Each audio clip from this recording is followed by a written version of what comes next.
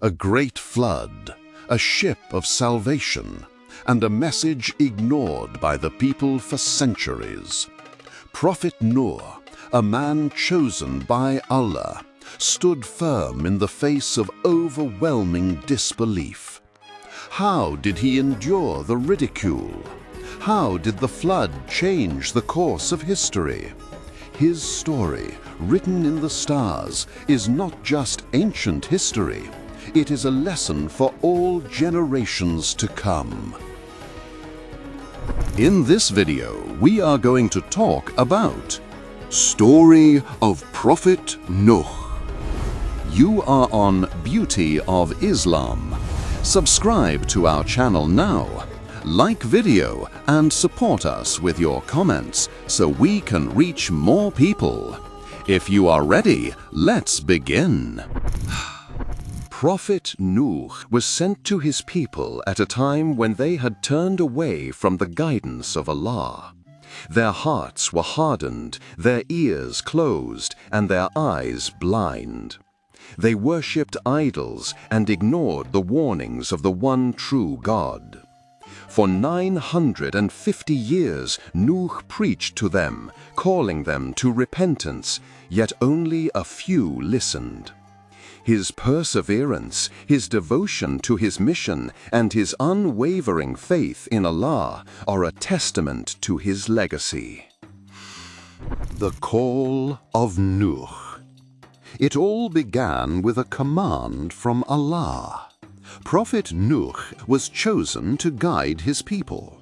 His message was simple: worship Allah alone. But the people scoffed. They mocked him, calling him mad and accusing him of fabricating lies. "Why are you so different, Nuh?" they taunted. "You are just like us. Why should we follow you?" For decades, Nuh did not waver. He called to Allah day and night, preaching to them tirelessly. But despite his efforts, only a handful believed. The Ark. As the disbelievers grew more hostile, Allah commanded Prophet Nuh to build a great ark, a ship that would save the believers from the coming flood. Nuh was mocked even more. "Why are you building a ship in the middle of the desert?" they asked. But Nuh continued his work, trusting in Allah's command.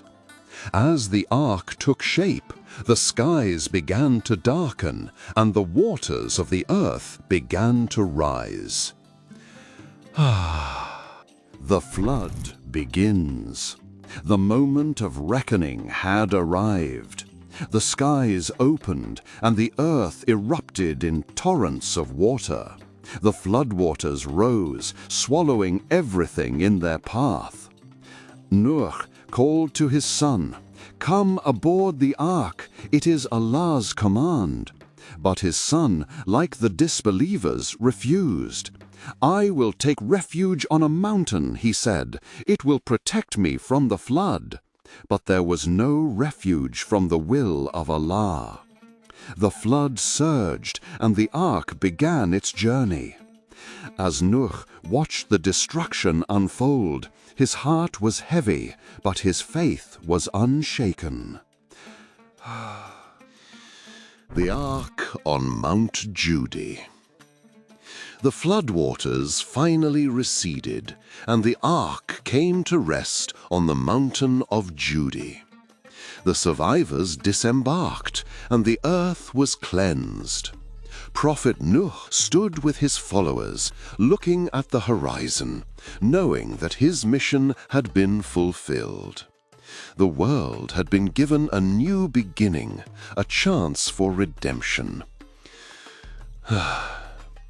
But Nuh did not forget those who were lost. He prayed for them, his heart full of sorrow for their fate.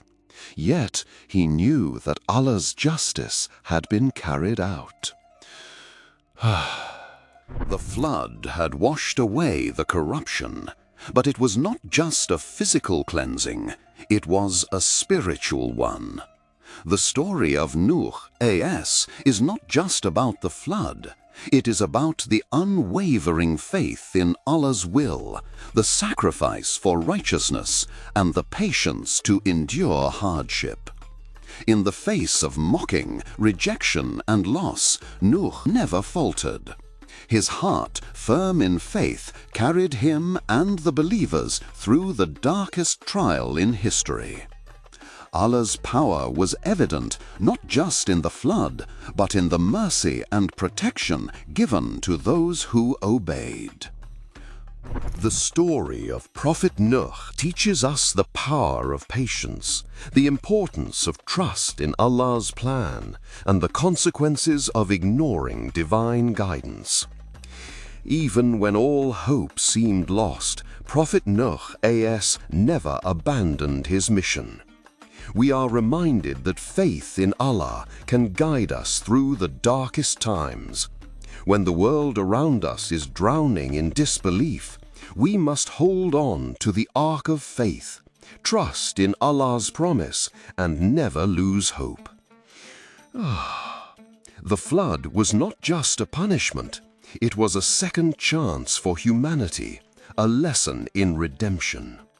The question is, will we heed the lessons of Prophet Nuh, or will we be drowned in our own rejection of the truth?